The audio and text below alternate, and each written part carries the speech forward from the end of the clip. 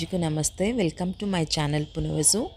ಇವತ್ತು ನಾನು ಆರೋಗ್ಯಕ್ಕೆ ತುಂಬಾ ಹಿತವಾದ ಕಾಳು ಹಾಗೂ ಸೊಪ್ಪು ಹಾಕಿ ಬಸ್ಸಾರು ಮಾಡ್ತಿದ್ದೀನಿ. ಇದನ್ನು ವಾರಕ್ಕೊಮ್ಮೆ ಆದರೂ ಮಾಡಿ ತಿನ್ನೋದ್ರಿಂದ ನಮ್ಮ ಬಾಡಿಗೆ ಬೇಕಾಗಿರುವಂಥ ನ್ಯೂಟ್ರಿಯೆಂಟ್ಸು ಸಿಗುತ್ತೆ.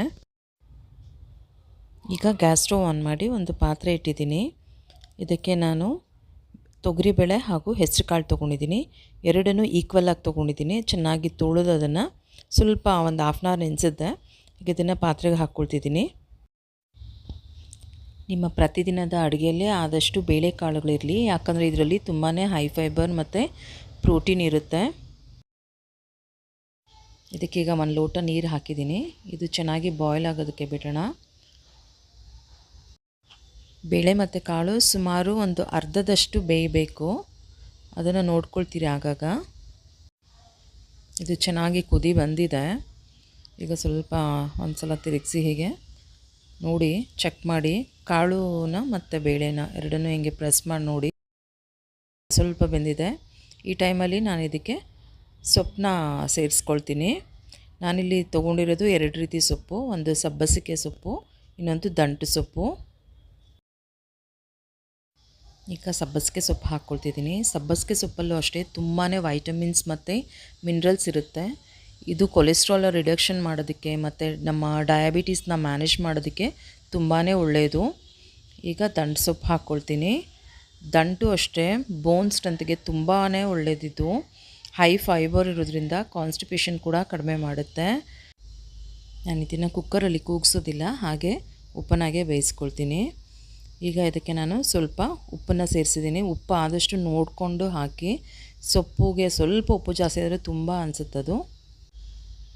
ಸೊಪ್ಪು ಬೇಯೋದಕ್ಕಿಟ್ಟು ಆಲ್ಮೋಸ್ಟ್ ಒಂದು 10 ನಿಮಿಷ ಆಗಿದೆ.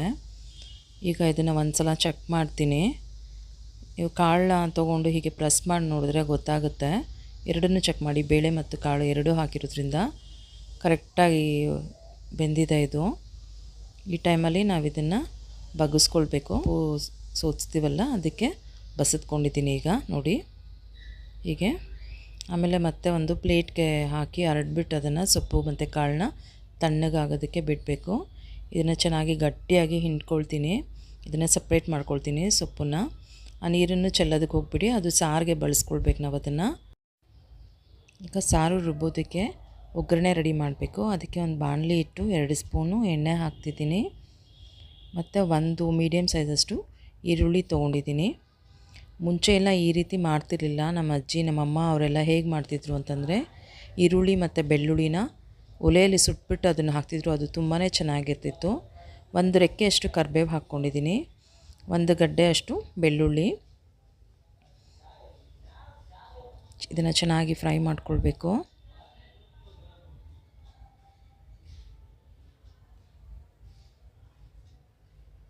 ನೋಡಿ ಇದು ಚೆನ್ನಾಗಿ ಫ್ರೈ ಆಗಿದೆ. ಈ ಟೈಮಲ್ಲಿ ನಾನು ಇದಕ್ಕೆ ಒಂದು 1/4 ಸ್ಪೂನಷ್ಟು ಜೀರಿಗೆ ಹಾಕ್ತಿದ್ದೀನಿ. ಜೀರಿಗೆ ಸ್ವಲ್ಪ ಆ ಈರುಳ್ಳಿ ಬಿಸಿಗೆ ಸಾಕು. ಹಾಗೆ ಅದನ್ನು ತೊಗೊಳ್ಳೋಣ ರುಬ್ಬೋದಕ್ಕೆ. ಈಗ ಅದೇ ಬಾಣಲಿಗೆ 2 ಸ್ಪೂನಷ್ಟು ಎಣ್ಣೆ ಹಾಕ್ತಿದ್ದೀನಿ.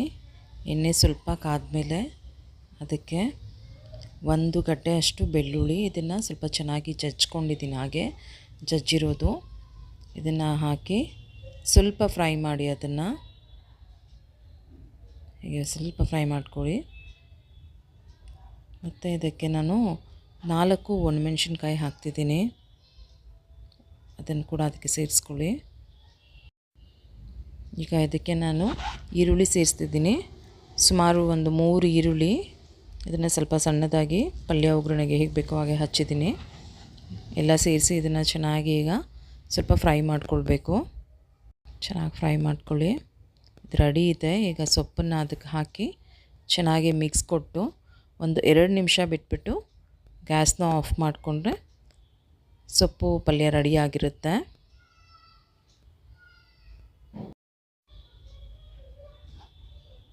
ಈಗ ಸಾರಿಗೆ ರುಬ್ಬೋದಕ್ಕೆ ನಾನು ಮುಂಚೆನೇ ಹುರಿದಿಟ್ಟ ಈರುಳ್ಳಿ ಬೆಳ್ಳುಳ್ಳಿ ಜೊತೆ ಸ್ವಲ್ಪ ಕಾಳು ಹಾಕ್ಕೊಂಡಿದ್ದೀನಿ. ಇದಕ್ಕೆ ಸಾರಿನ ಪುಡಿ ಸೇರಿಸಿದ್ದೀನಿ. ಸುಮಾರು 1.5 ಸ್ಪೂನಷ್ಟು ಸಾರಿನ ಪುಡಿ. ಇದು ಮನೆಯಲ್ಲೇ ಮಾಡಿರೋ ಸಾರಿನ ಪುಡಿ ಇದು. ಇದಕ್ಕೆ ಸ್ವಲ್ಪನೇ ಹುಣಸೆಹಣ್ಣು ಸೇರಿಸ್ತಿದ್ದೀನಿ. ಹುಳಿ ಇಷ್ಟಪಡೋರು ಇನ್ನೂ ಸ್ವಲ್ಪ ಬೇಕಾದ್ರೆ ಸೇರಿಸ್ಕೊಳ್ಬೋದು. ಇದಕ್ಕೆ ನಾನೀಗ ಸ್ವಲ್ಪ ಕೊತ್ತಂಬರಿ ನಾಟಿ ಕೊತ್ತಂಬರಿ ತೊಗೊಂಡಿದ್ದೀನಿ, ಕೊತ್ತಂಬರಿ ಸೇರಿಸ್ಕೊಂಡಿದ್ದೀನಿ.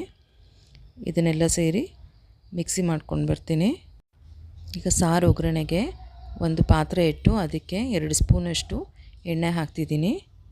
ಎಣ್ಣೆ ಸ್ವಲ್ಪ ಕಾದ್ಮೇಲೆ ಅದಕ್ಕೆ ಸ್ವಲ್ಪ ಸಾಸಿವೆ ಹಾಕ್ತಿದ್ದೀನಿ. ಈಗ ಸ್ವಲ್ಪ ಕರಿಬೇವಿನ ಸೊಪ್ಪು, ಇದು ಸ್ವಲ್ಪ ಚಟಪಟ ಅಂತ ಆಗಲಿ.